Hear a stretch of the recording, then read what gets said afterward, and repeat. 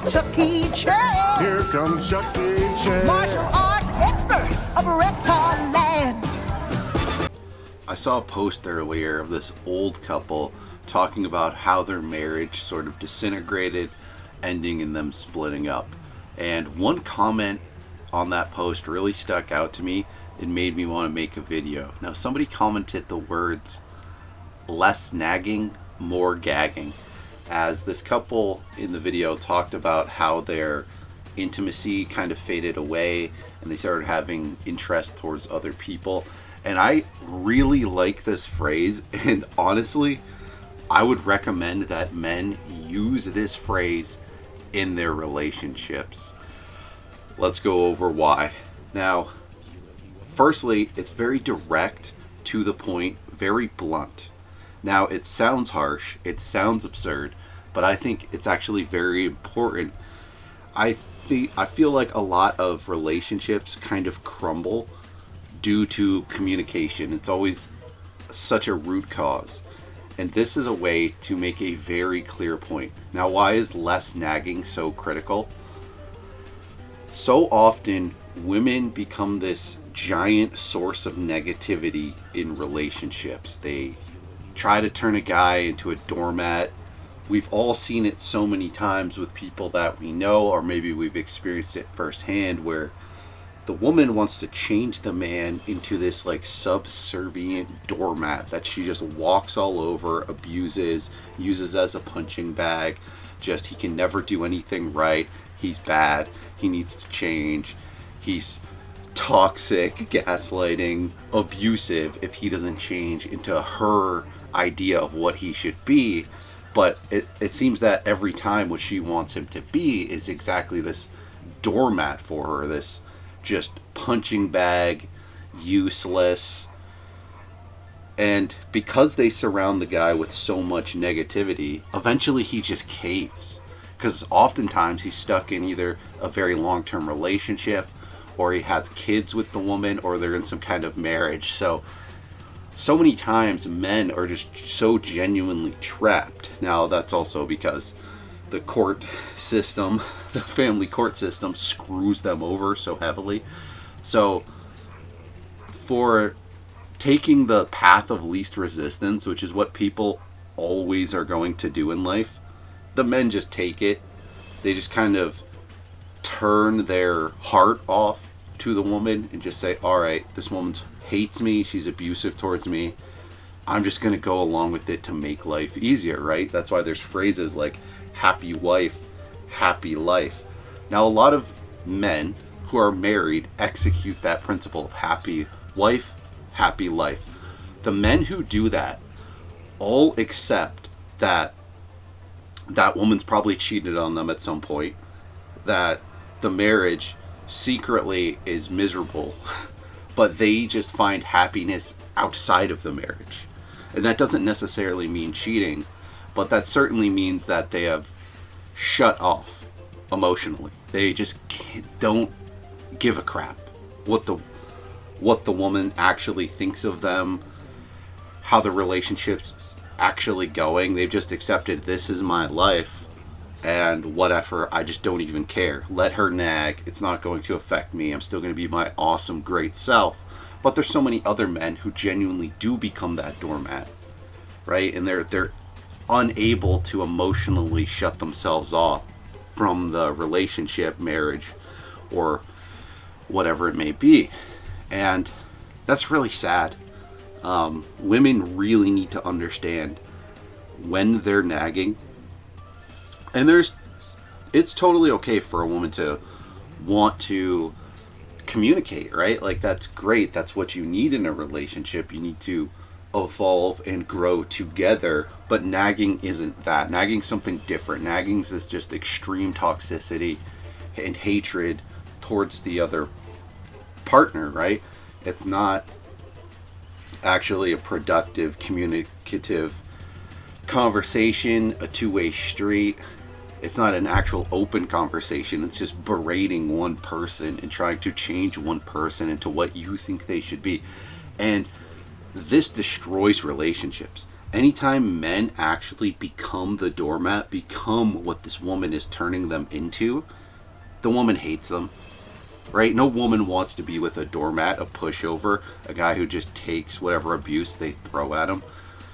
They end up cheating and or leaving the guy because they lose all respect for him. So it's just an insane level of toxicity in relationships. Now, more gagging. Also critical. So many married men.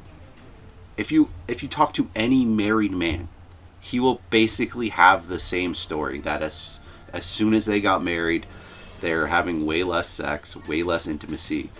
The woman got fat. She stopped shaving her body hair. There was just no effort put in on her part. She just sees it as, oh, I just don't need to put any effort into this relationship anymore, any effort into myself. I can just totally let myself go because this is somehow the end game. Even though most marriages end in divorce, and divorce sucks. It's disastrous, especially if kids are involved. Like, you're destroying the lives of children here, and potentially your own lives. Often your entire financial future is just nuked. So you're negatively impacting all these people. So it kind of blows my mind that women don't see this, that they don't talk to men and see that all married men seem to have the exact same complaint. And it's not just the complaint of, oh, I want to get my rocks off more. Like, yes, that's a part of it.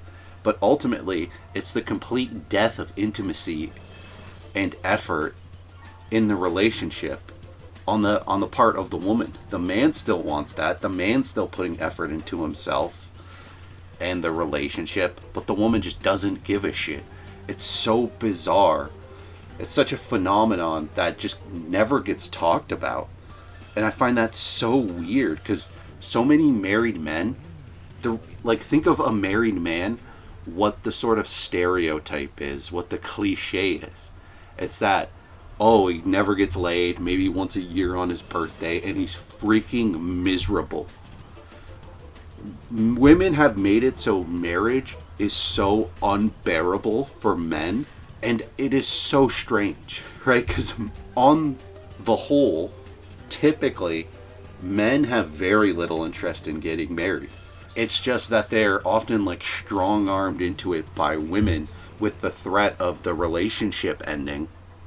So men feel obligated to get married to women. But women, why are you making marriage so awful? Where just instantly the intimacy, the effort, it's just gone. That's so bizarre to me. If you really want marriage, and you want marriage to be long-lasting and full of love and great, why are you making it so awful and loveless and lacking intimacy and romance? It's so strange. Especially considering that, yeah, like, divorce court, family court, it so heavily favors women. You'd think strategically they would want marriage to be appealing to men. But instead, they stop gagging. A lot of people that I've seen online, they have these very strange ideas about dating, and that's kind of why I make these videos. And a lot of them are turbo religious, so they kind of fall into this trap of thinking like the end goal is marriage. Life's going to be great once you get married. I'm going to find this amazing trad wife, which doesn't even actually exist. They just fall into the ideological traps that kind of end up destroying their entire dating lives.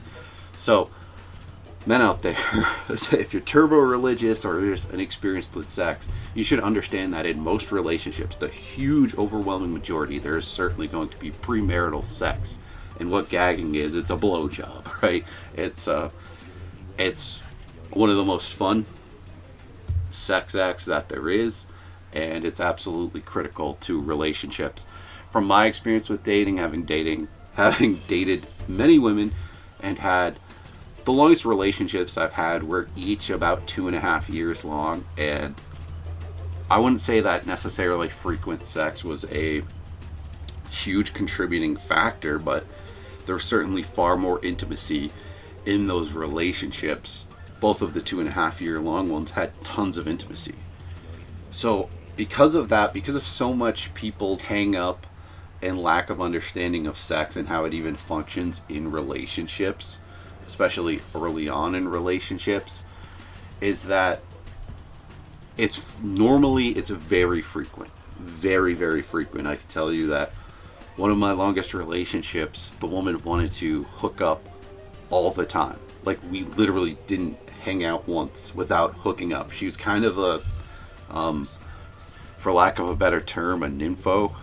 And she would literally, I would have to limit it to 3 times a day if we were spending the whole day together.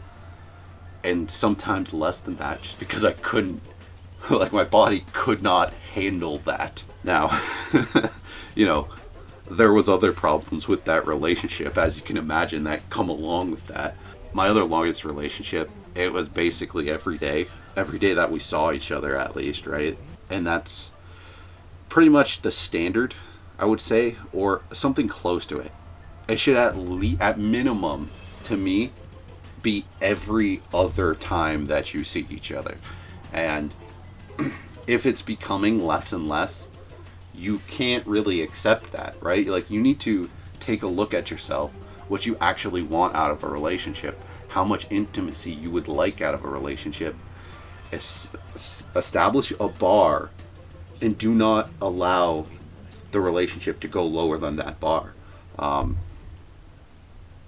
So yeah, and be willing to, like, leave a relationship, you know, because a lack of that kind of physical intimacy is usually going to come around because of a lack of overall intimacy, right? Like, it actually goes hand in hand. Most of the times when people cheat, it's because they're lacking intimacy in their relationship. Now, sometimes they've created that lack of intimacy, and the only way to resolve that is to really reflect on what they did to create that. So I think this phrase actually makes a ton of sense and should be used, and men should literally say this to women going forward.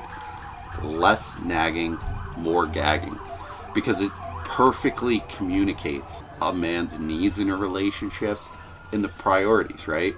You can see it as the joke that it is, but there's actually, like, a lot of context behind it. One of the content creators that I've looked up to for a long time, he must have stolen this phrase from somebody else, but it's, the secrets of life are hidden behind the word cliche. And I think behind jokes as well, there are very important secrets to life. And I believe behind this joke, there's a very important message. Because really what it's saying is more intimacy, less negativity.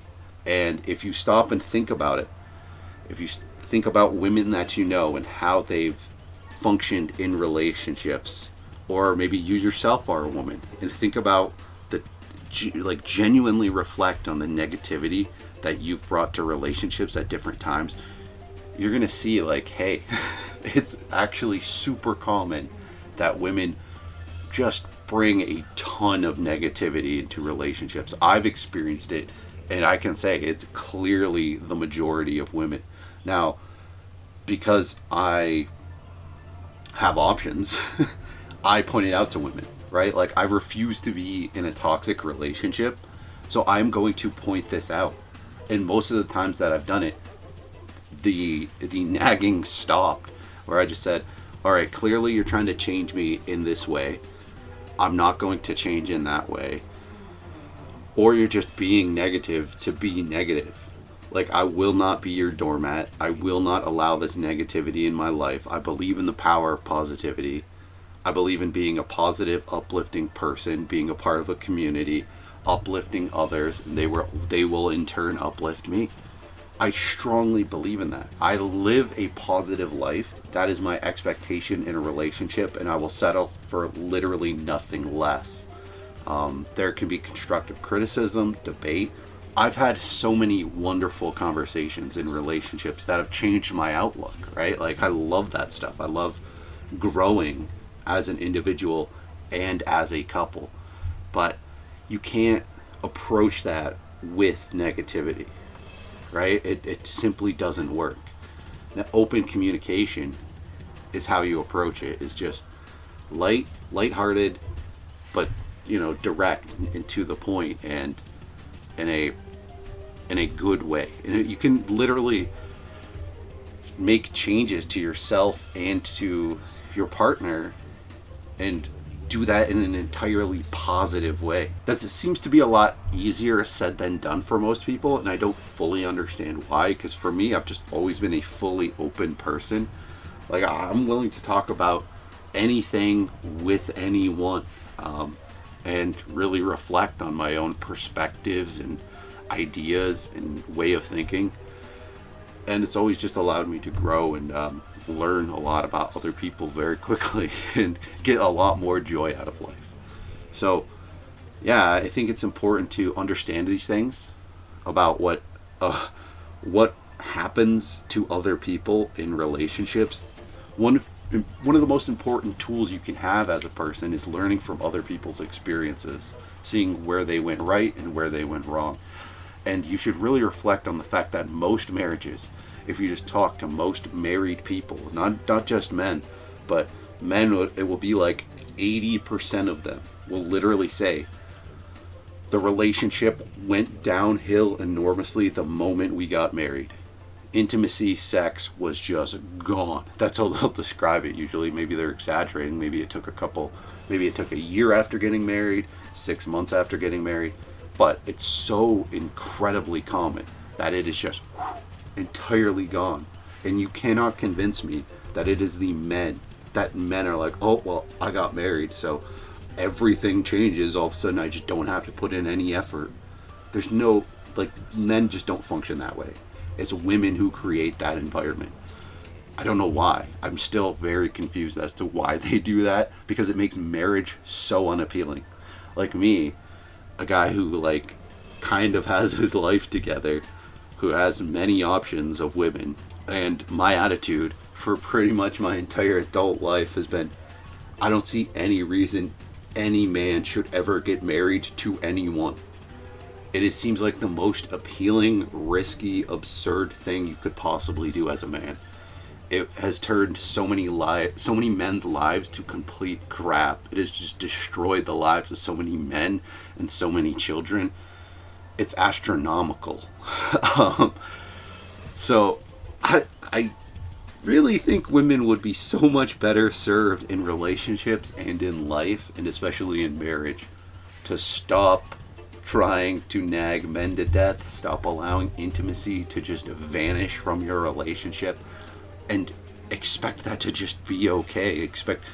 How could you even imagine the relationship surviving something like that? It's so bizarre. It really kind of, to me, it seems like the intention of women as a collective, maybe it's not all women, but it's the huge majority of women who do this.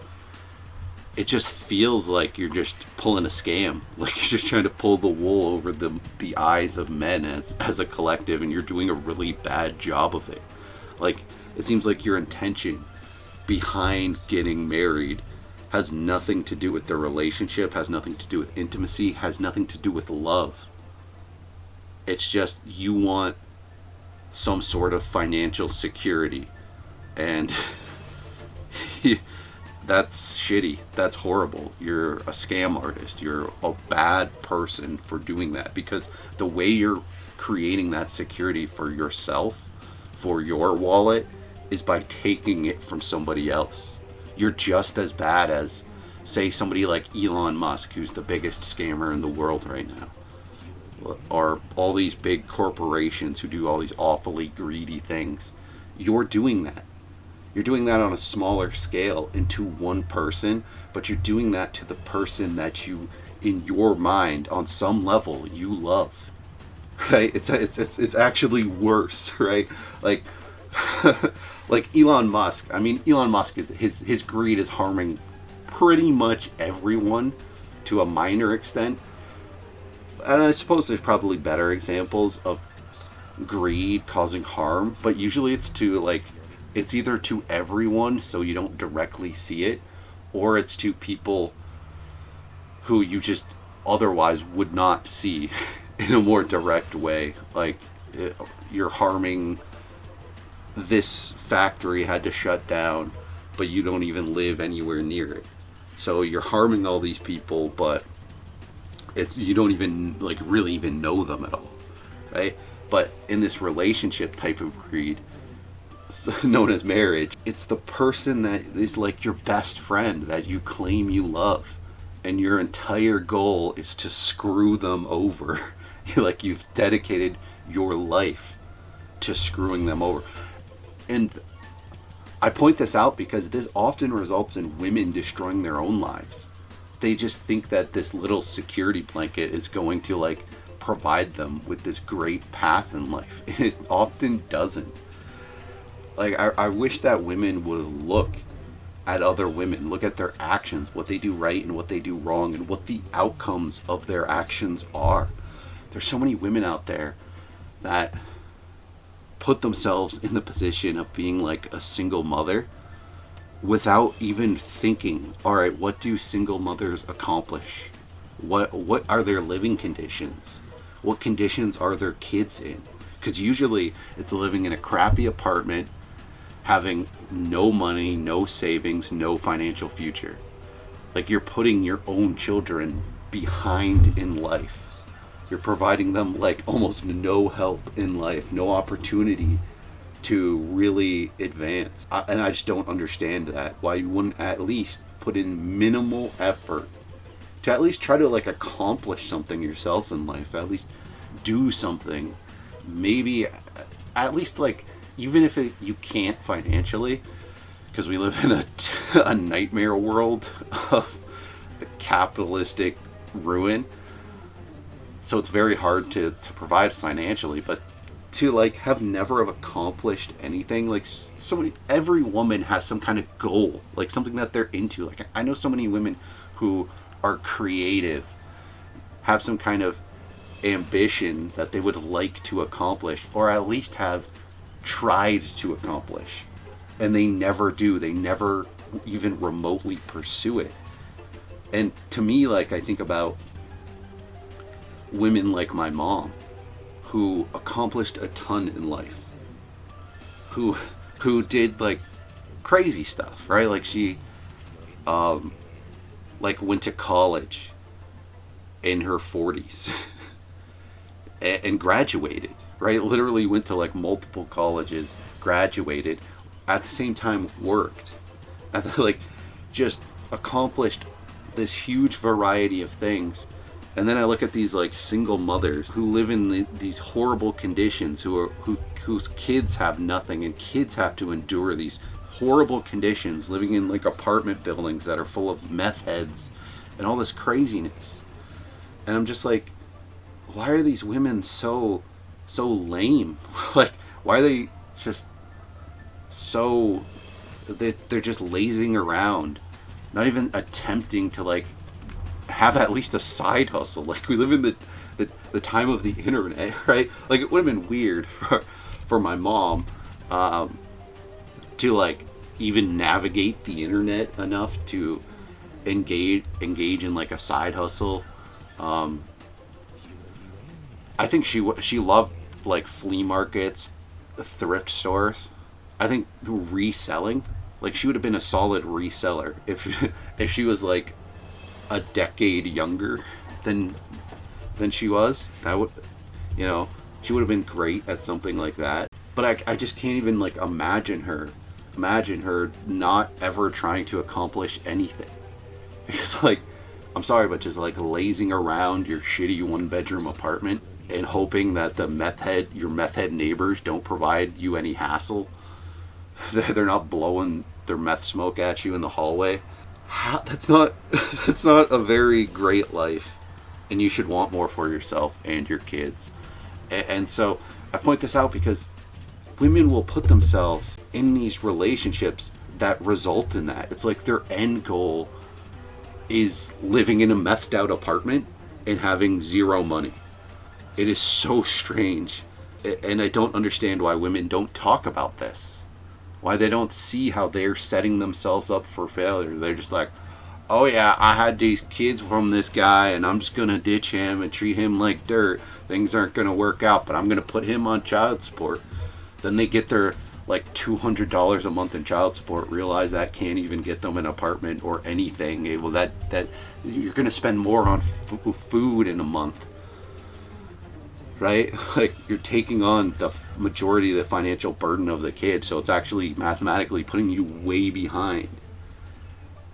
And you just don't see it. Like, women as a collective, they refuse to see it, acknowledge it, that they're creating really bad situations for women and for children on a very frequent basis. And all they needed to do was to see that, to see, oh, well, wait, my child will have a way better life if mom and dad live with the child.